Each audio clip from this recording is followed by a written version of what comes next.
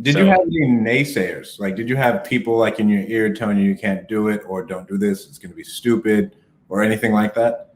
I don't think people were really like negative, but more so they're like, just like, dude, what are you doing? Like, you have a good job, you have benefits, you have vacation, I mean, I had 4 weeks of paid vacation after I hit the 10th year. That's what everyone's, going for, I got to make my 10 years. So I get that and it's great. Like, in a lot of ways, that job looking back was a lot easier now. I mean, like I work a lot more now, but it's always on something that I love to do or that I'm passionate about because I'm building something.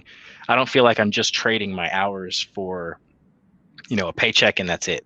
Like now Mhm. I'm still trading my hours for money, but it's money plus I'm building something much bigger.